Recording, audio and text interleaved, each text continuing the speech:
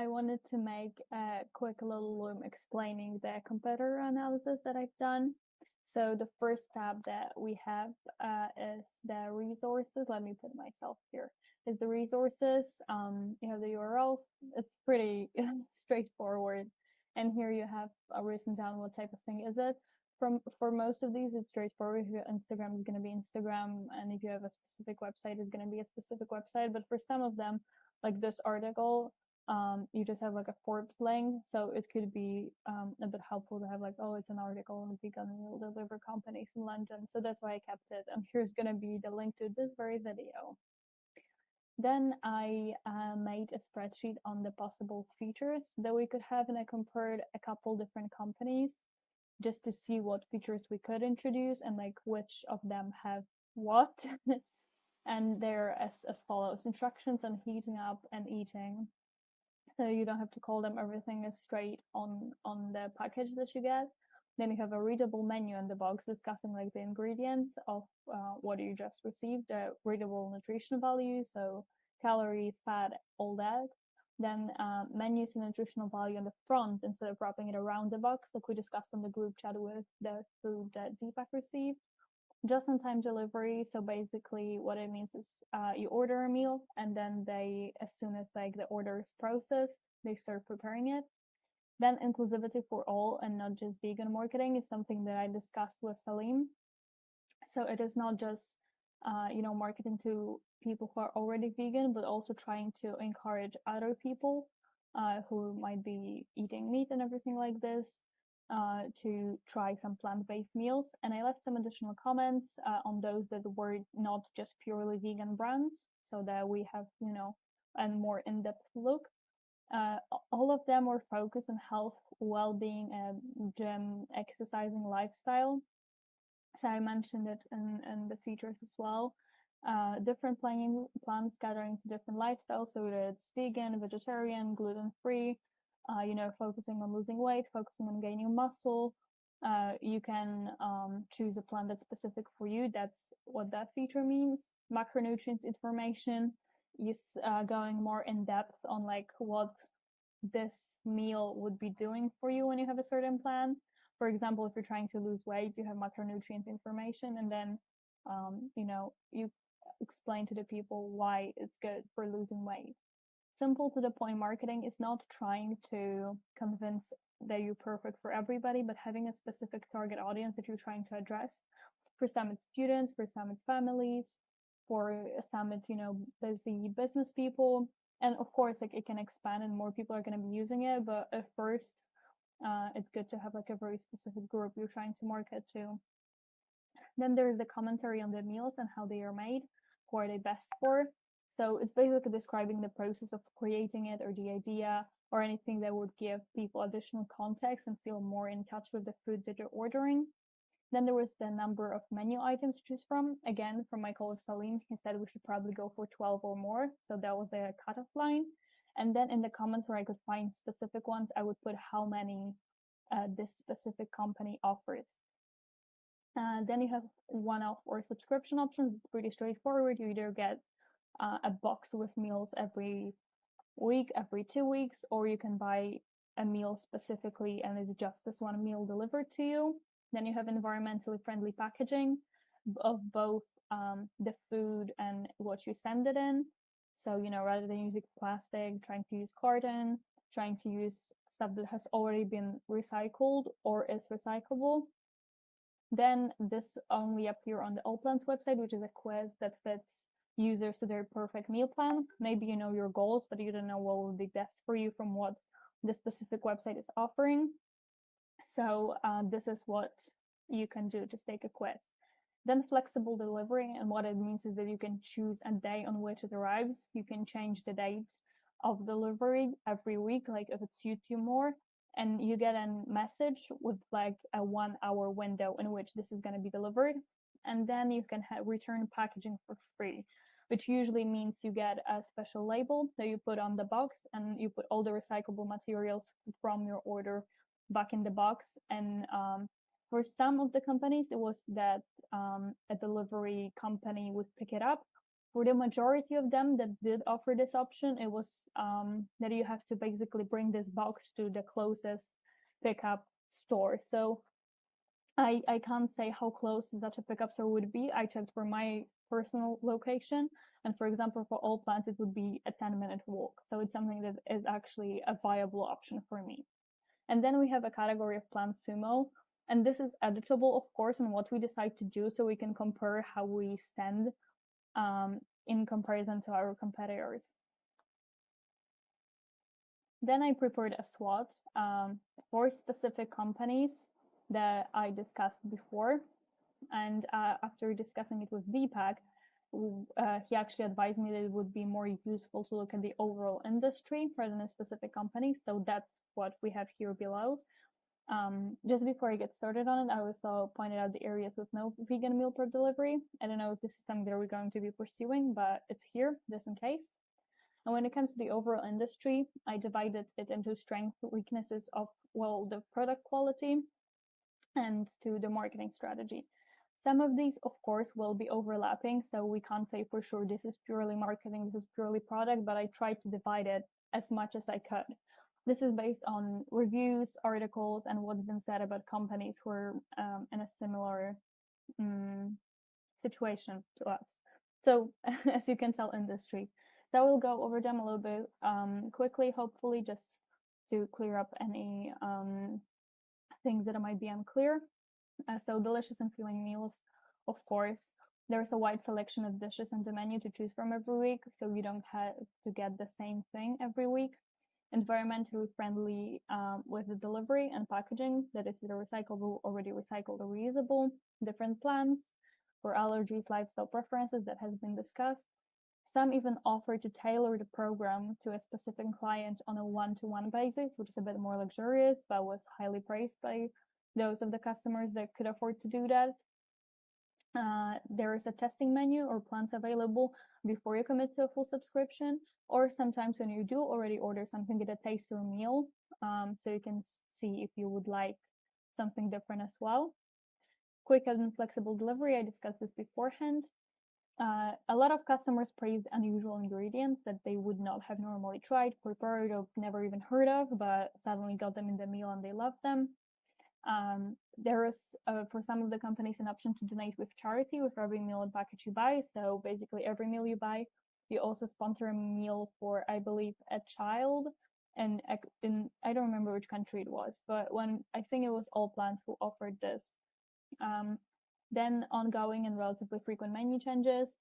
So you have a core menu, but then every once in a while something new gets added that's exciting and marketed and everything. Imitating non-vegan meals so that people who normally eat meat can try something similar to their diet, but they're better for the environment or better for their health. Renowned chefs working on menu and meal production. That's also good on the marketing side. Of course, they can promote the business. Giving the option to add an extra, because people will usually go for an extra if they get the opportunity to. They probably wouldn't choose a meal plan with them, but if they can add a little, dessert or something, they're probably going to order it. And offering free delivery, of course. When it comes to the weaknesses on the product quality section, is that it's limited to a certain geographic region, a city or a country, depends. Again, I listed the cities here. The packaging has been broken in transport and therefore the products thawed, so they weren't good for consumption anymore, I would assume. There was no specific reheating instructions. Maybe they could be based on the types of oven or microwave you have. A lot of people complained that if they put it for the time recommended by the company, it will come out either too dry or not hot enough. The portions were too small for some of our competitors. It has been deemed too expensive, considering how much food they got or what the quality of the food was. The big thing for one of our competitors was that they provided substitute meals when they sold out of the other ones without consulting the customers at all. They wouldn't provide refunds and they wouldn't ask them which meal they would like to swap it out for. And a lot of people were upset about this. For some people, the food was too spicy. And so maybe providing something in our product that you can choose the spice level of a meal would be very useful, because then everybody could just choose whatever they preferred. And using lots of non-recyclable plastic. One of our competitors is using a lot of saran wrap and plastic, and it's considered environmentally unfriendly, and so this is definitely a negative side to it. When it comes to the marketing strategy and the strengths and weaknesses of it, definitely the focus on health and wellness and that aspect of a lifestyle was highly praised. The fact that the company was easily contactable from the website, was friendly and helpful, customer support, that was really praised. Of course, celebrity or influencer endorsement for their products or other form of public testimonials. If you're not partnering with somebody who's already famous, one of the companies I believe did that, where they put on their Instagram stories little testimonials from just other normal people that order from their website. It was just a couple of quick videos, but it definitely solidified that view that, oh, there are actual people who enjoy these, so I might try this as well. Well, modern, easy to use, intuitive website is very important, up to date with the needs of a modern customer.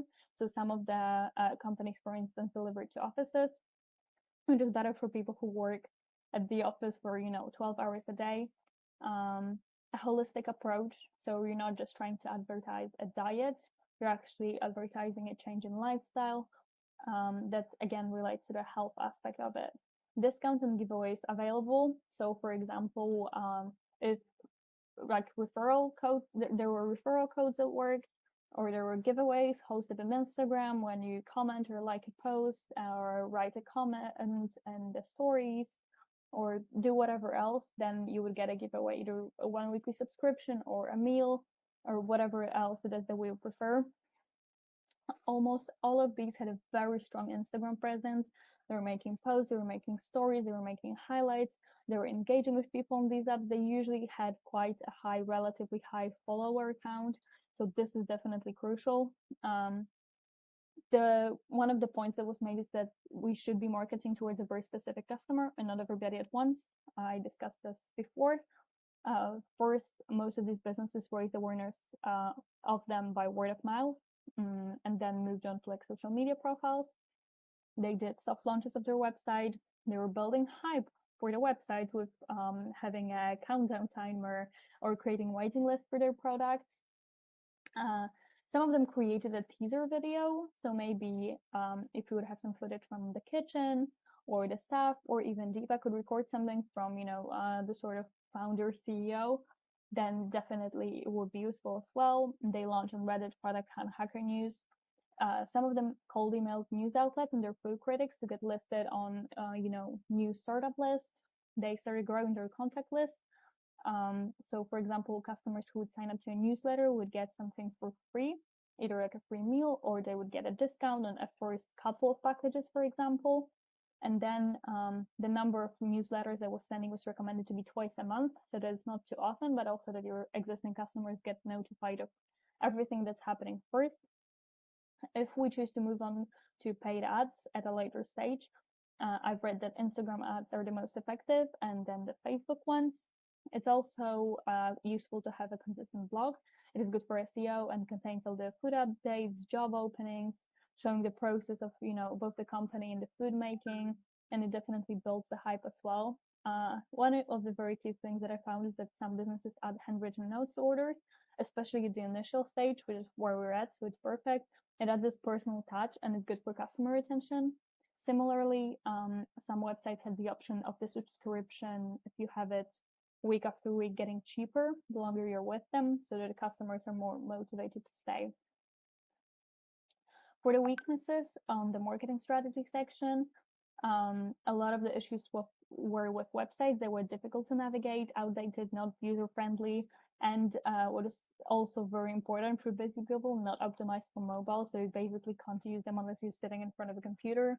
They had little to no social media presence apart from Instagram. Some of them had profiles on other ones, but the follower count wasn't very high and they weren't very active, and most of them didn't even have this sort of social media platform. As I mentioned before, trying to appeal to everybody straight away sort of results in a non-specific marketing that wasn't really targeting anybody. There was on some of the websites no system to provide direct feedback on customer experience to the company after they've already ordered meals, which could have helped to embrace certain strengths and fix some of the issues.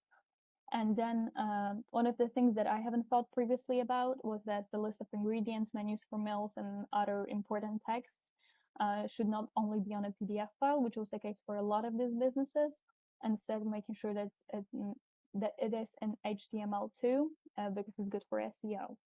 So that's basically it. Feel free to look over it yourself as well. If you have any questions, let me know. And the last part was the company information. So we have the region. Most of these are US, UK. The US were mostly added to see the revenues, but I tried at first look at the UK ones so we can see how much they're really charging. We have funding that they received. Most of those were bootstrapped by the vast majority of them was. The year of founding, where they are based, the prices. This is a more specific column where I discuss the pricing system that they have. So some charge per portion, per meal, some charge per week, some charge on a subscription basis. And then I try to adjust it for a price per meal so that it's more easy to compare, and I change all of these to pounds. So as you can see, some of them are American ones, so they had prices in US dollars, but for, so that it's easy for us to compare, I converted these to GBP. And then the revenue. There are also, as I mentioned here, a lot of companies who offered ingredient delivery, and they provided, of course, the recipe as well, and then you had to prepare the meal yourself. But I didn't really look into it as much because it's a different business model than what we're trying. So that's pretty much it. Thank you for listening. And if I can clarify anything else, please let me know. Have a good day.